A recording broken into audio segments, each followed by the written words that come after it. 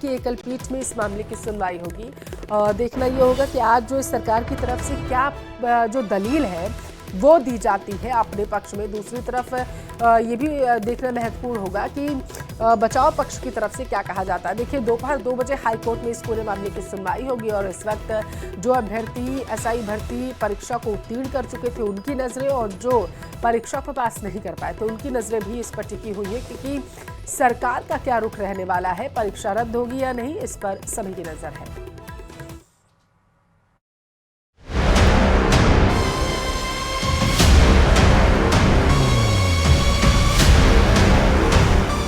SI भर्ती 2021 paper leak मामला high court में बुधवार को फिर होगी सुनवाई।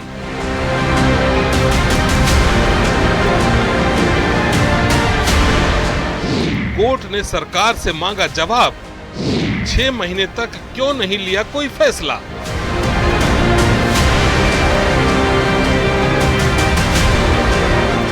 एसआई भर्ती परीक्षा 2021 पर चल रही कशमकश अभी कुछ और दिन जारी रहने वाली है। फैसले की घड़ी एक बार फिर से दूर नजर आने लगी है।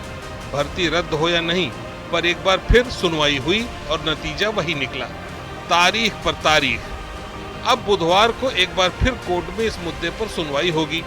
इस मामले में हजारों उम्मीदवारों का भविष्य दांव पर लगा है और सभी की निगाहें हाईकोर्ट के संभावित फैसले पर टिकी हैं। सुनवाई के दौरान कोर्ट ने सरकार से एक बार फिर अहम सवाल किए, जैसे सरकार बताए कि परीक्षा की पवित्रता भंग हुई या नहीं, क्या इतने लोग पकड़े जाने के बाद भी भर्ती सही है, शुरुआती जांच में भर्ती रद्द करने की सिफारिश हुई, फिर 6 महीने तक सरकार ने कोई फैसला क्यों नहीं लिया।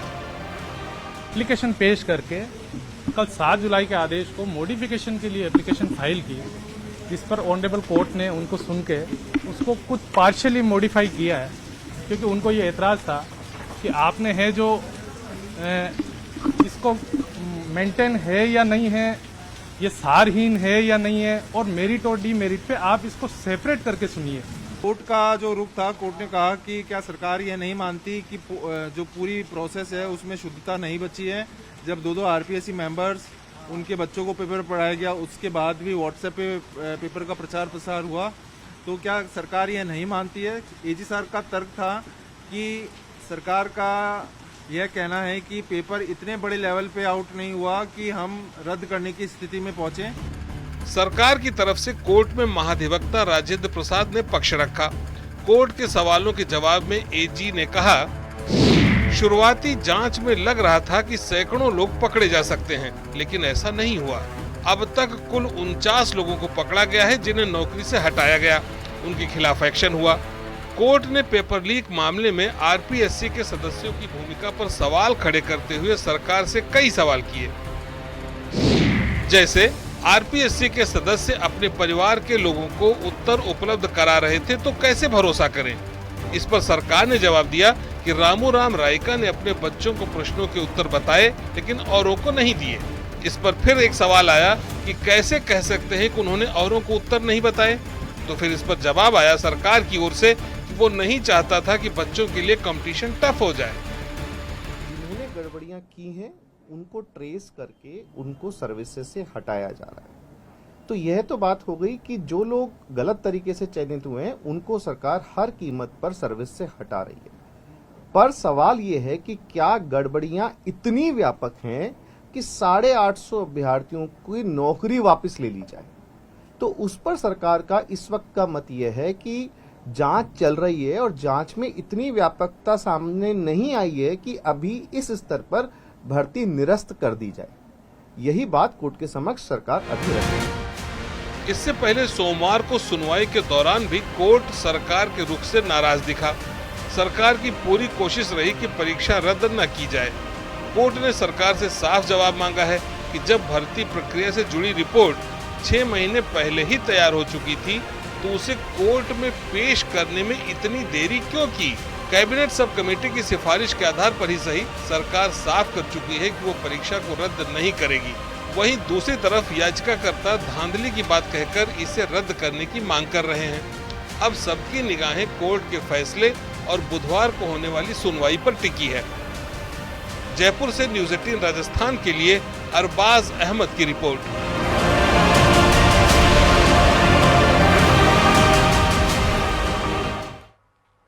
जोधपुर से बड़ी खबर है, जहां पर एक बैंक के शाखा प्रबंधक के घर पर सीबीआई ने छापा मारा। मंडोर स्थित आवास पर रिकॉर्ड्स खंगाले जा रहे हैं। बैंक अकाउंट से शेयर बाजार में निवेश की जांच भी की जा रही है। विवेक कछवाहा के खिलाफ आय से ज्यादा संपत्ति अर्जित करने का आरोप है। इसका केस दर्ज किया गया है। सीबीआई ने फरवरी में कछवाहा को घूस लेते हुए भी गिरफ्तार किया था। केसीसी बनवाने के एवज में घूस लेते रंगे हाथों गिरफ्तार किया गया था, दबोचा गया था, तब पूछताछ की जा रही थी और अब बेहद ही गंभीर आरोप लगा है। आय से ज्यादा संपत्ति होने का आरोप जो है वो लगा हुआ है और यही वजह है कि बताया जा रहा है कि बैंक के शाखा प्रबंधक के घर पर सीबीआई जो है वो रेड मारने के लिए पहुंची हुई है। लगातार छापा मारा जा रहा है और जो डॉक्यूमेंट्स है वो खंगाले जा रहे हैं टीम की तरफ से। मंडोर में बताया जा रहा है ये आवास जो है इस शाखा प्रबंधक का है और वहीं पर ये बैंक अकाउंट्स और शेयर बाजार में निवेश की जांच भी सामने आई है। ज्यादा जानकारी लेंगे, संवाददाता चंद्रशेखर हमारे साथ जुड़ चुके हैं। चंद्रशेखर, कौन सा ये शाखा प्रबंधक है, जरा कुछ नाम सामने आ पाया, बैंक कौन सी है? देखिए, ये एक ग्रामीण बैंक का मामला था। हाँ। तो कुछ समय पूर्व जो है सीबीआई ने कार्रवाई करते हुए रिश्वत लेते हुए किसानों के केसीसी कार्ड बनाने के एवज में जो है रिश्वत मांगी गई थी और इसे गिरफ्तार किया गया था रंगे हाथों।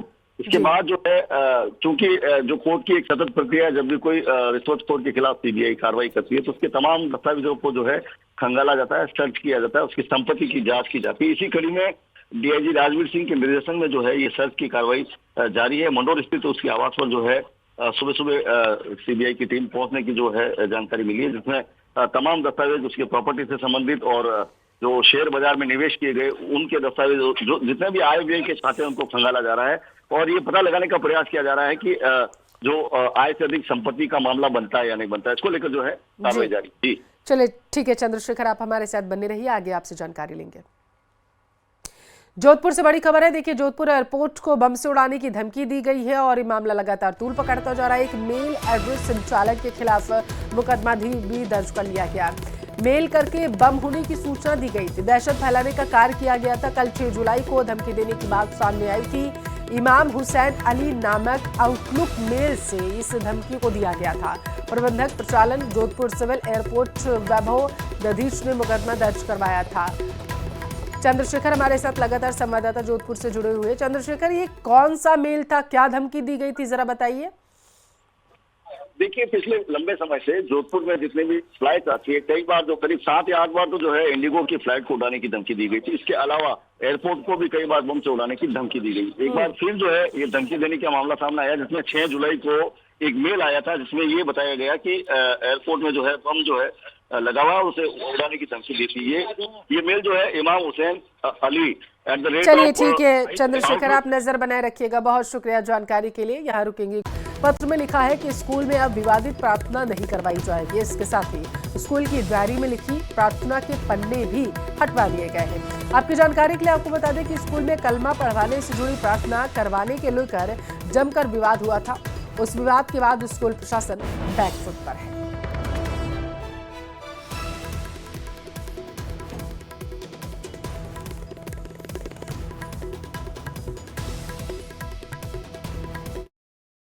स्कूल में स्कूली छात्र छात्राओं से कलमा पढ़वाने के मामले को लेकर हुए विवाद के बाद अब स्कूल प्रशासन बैकफुट पर आ गया है। स्कूल प्रशासन की तरफ से विश्व हिंदू परिषद को एक पत्र लिखा गया है और इस पत्र में अब विवादित प्रार्थना स्कूल में नहीं करवाने की बात कही गई है। ये वही 12 रोड का स्कूल है जहां पर स्कूल में प्रार्थना और प्रार्थना के नाम पर हिंदू छात्र छात्राओं से कलमा पढ़वाने को लेकर के बड़ा विवाद हुआ था। इस विवाद के बाद अब स्कूल प्रशासन बैकफुट पर है। बख्शी स्प्रिंगडेल स्कूल की तरफ से विश्व हिंदू परिषद के प्रेसिडेंट यानी अध्यक्ष को, जिलाध्यक्ष को ये पत्र लिखा गया है और इस पत्र में स्पष्ट तौर पर लिखा है, इसके पत्रों के शब्द अगर हम आपको बताएं तो the governing body has taken a policy decision in the interest of the student to discontinue the existing school prayer in all schools। यानी कि पत्र के अंदर अब उस तरह की जो विवादित प्रार्थना नहीं करवाने की जो बात है वो लिखी गई है। और मोटे तौर पर आपको बता दें कि जो कलमे वाली लैंग्वेज थी जिस प्रेयर को करवाया जा रहा था और उसको लेकर के बड़ा विवाद हुआ था। और इस विवाद के बाद में अब स्कूल प्रशासन ने अपनी गलती को सीधे तौर पर कहा जा सकता है कि माना है और अब उस तरह की जो प्रार्थना है उस पर रोक भी लगा दी है। हिमांशु मित्तल, न्यूज़ 18। बालोतरा का रुख करेंगे। बीएसएफ जवान डालूराम का पार्थिव शरीर जो है वो गांव पहुंच चुका है। पैतृक गांव होडू में राजकीय सम्मान के साथ उनका अंतिम संस्कार आज किया जाएगा। पार्थिव शरीर पहुंचा घर जुम्बे जो है श्रद्धांजलि दी जाएगी। सीमा पर सर्च ऑपरेशन के दौरान वो शहीद हुए हैं। पंजाब की फिरोजपुर सीमा पर तैनात थे डालूराम। पंजाब से पार्थिव शरीर उनका पैतृक गांव होडू पहुंच चुका है। डालूराम की शहादत पर पूरे देश को इस वक्त गर्व महसूस हो रहा है। बाड़मेर का सपूत देश की रक्षा में शहीद हुआ है। देश की रक्षा में उन्होंने अपने प्राण जो है वो त्यागे हैं, वो शहीद हुए हैं और यही वजह है कि उनके परिवार के साथ इस वक्त पूरा देश उनकी शहादत पर गर्व महसूस कर रहा है, गौरवान्वित है। सर्च पर बताया जा रहा है वो सीमा पर सर्च ऑपरेशन चला रहे थे, उसी दौरान वो शहीद हुए हैं। पंजाब की फिरोजपुर सीमा पर डालूराम तैनात थे। बड़ी खबर है आपके टेलीविजन स्क्रीन पर, बड़ी और दुखद खबर। बीएसएफ जवान डालूराम का पार्थिव शरीर उनके गांव पहुंच चुका है।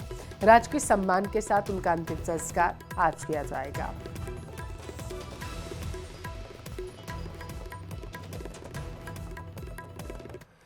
दिल्ली से बड़ी खबर। उदयपुर फाइल्स फिल्म का विरोध लगातार किया जा रहा है। उदयपुर फाइल्स पर रोक लगाने की मांग की। तो बड़ी खबर हनुमानगढ़ से आपके टेलीविजन स्क्रीन पर। 2 लोगों की मौत की खबर है। इस हादसे में 12 से ज्यादा लोग घायल हैं, जिनका इलाज जिला अस्पताल में जारी है। बताया जा रहा है कई ऐसे लोग भी हैं जिनकी हालत बेहद गंभीर बनी हुई है। जो 12 यात्री घायल हैं उनमें से सभी का इलाज जिला अस्पताल में जारी है। कई यात्रियों की स्थिति गंभीर देखते हुए डॉक्टर्स उनका पूरी तरीके से अपनी निगरानी बनाए हुए हैं। तो हनुमानगढ़ से बड़ी खबर है, ज्यादा जानकारी लेते हैं। संवाददाता राजू रामगढ़िया हमारे साथ टेलीफोन लाइन पर जुड़ चुके हैं। राजू, जरा बताइएगा ये हादसा किस वजह से हुआ है और जो घायल यात्री हैं उनकी स्थिति कैसी है? जो जानकारी सामने आई वो ये है कि जो नगराना संगरिया थाना क्षेत्र में जी वहां पर एक बजरी से बड़ा ट्रक जो है उसके पीछे से ये रोडवेज बस टकराई और दुर्घटना इतनी भीषण थी कि बस में करीब 1 दर्जन से ज्यादा यात्री जो है वो घायल हुए हैं। दुर्घटना स्थल पर अफरा तफरी मची। आसपास के जो वाहन चालक थे, ग्रामीण थे, उन्होंने जिला चिकित्सालय पहुंचाया है। अभी जो है हालत खतरे में, कम से कम 10 जो यात्री उनकी हालत खतरे में है, गंभीर स्थिति बनी हुई है। 2 को चिकित्सकों ने मृत घोषित किया है, बाकियों का उपचार चल रहा है। पुलिस प्रशासन के आला अधिकारी मौके पर पहुंचे हैं, जांच चल रही है। कुल मिलाकर एक बड़ी दुर्घटना है और भीषण दुर्घटना, और पीछे से जो है रोडवेज बस ने टक्कर मारी है जिसमें 1 दर्जन से ज्यादा यात्रियों की हालत खतरे में बताई जा रही है। जी तो किसी को रेफर भी किया गया है क्या? जी बिल्कुल, अभी इन सबको यहाँ पहुंचाया गया है। अभी चिकित्सक जांच में जुटे हैं। 2 को मृत घोषित कर दिया है और कईयों की हालत है वो खतरे में है। तो अभी रेफर की भी कार्रवाई जो अपने स्तर पर जो चिकित्सक है वो कर रहे हैं, मगर फिलहाल जो है पुलिस प्रशासन के आला अधिकारी मौके पर जुटे हुए और घायलों को जो है पूरी तरह से बचाने का प्रयास किया जा रहा है। जी ट्रॉले और बस का जो ड्राइवर है उनका पता चला? जी जो ड्राइवर है वो भी घायल बताया जा रहा है, रोडवेज बस का, क्योंकि ट्रोला जो है ट्रोले के पीछे से टक्कर मारी है, इसलिए जो ड्राइवर है वो सुरक्षित है ट्रोले का। वीडियो में भी दिख रहा है, मगर रोडवेज बस जो है उसका ड्राइवर जो है वो जरूर घायल बताया जा रहा है। जी हादसा किस वजह से हुआ है? जैसा कि पुलिस का कहना है कि जो ये ट्रोला था ये खड़ा था और पीछे से आकर टक्कर मारी है, तो कहीं ना कहीं जो है तेज स्पीड वो इसकी लापरवाही जो है वही अभी तक सामने आया है, जो पुलिस की जांच है। जी ठीक है, बहुत शुक्रिया आपका राजू रामगढ़िया, संवाददाता हनुमानगढ़ से हमारे साथ जुड़े हुए थे। सियासत के बीच बजरी माफिया पर बड़ी कार्रवाई की गई है। बजरी माफिया के खिलाफ जो पुलिस ने छापा मारा। 4 थानों की पुलिस ने 8 बजरी माफिया को दबोच लिया है। 3 बाइक जब्त कर 10 मामले दर्ज भी कर लिए गए हैं। एसपी विकास सांगवान के निर्देश पर रात को बनास गति में कार्रवाई की गई। बड़ी संख्या में पुलिस बल ने वजीरपुरा लहन पालड़ा में कार्रवाई की है। पुलिस टीम ने अवैध बजरी से भरे 15 ट्रैक्टर ट्रॉली 2 लोडर जब्त किए। ताबड़तोड़ कार्रवाई से बजरी माफिया में हड़कंप मचा हुआ है। सुबह 12 बजे तक चली कार्रवाई में माफिया को भी डिटेन किया गया। मेहंदवास थानाधिकारी ओम प्रकाश चौधरी, सदर थानाधिकारी जयमल सिंह रहे मौजूद। कोतवाल भवनलाल वैष्णव, पीपलू थानाधिकारी उदयवीर सिंह भी मौजूद रहे। बनास नदी में किया जा रहा था अवैध बजरी खनन, जिस पर यह कार्रवाई की गई है। 4 थानों की पुलिस की टीम ने 8 बजरी माफिया को दबोच लिया है। टोंक से इस वक्त की बड़ी खबर है आपके टेलीविजन स्क्रीन पर। अवैध बजरी से बने 15 ट्रैक्टर ट्रॉली के साथ 2 लोडर भी जब्त किए गए।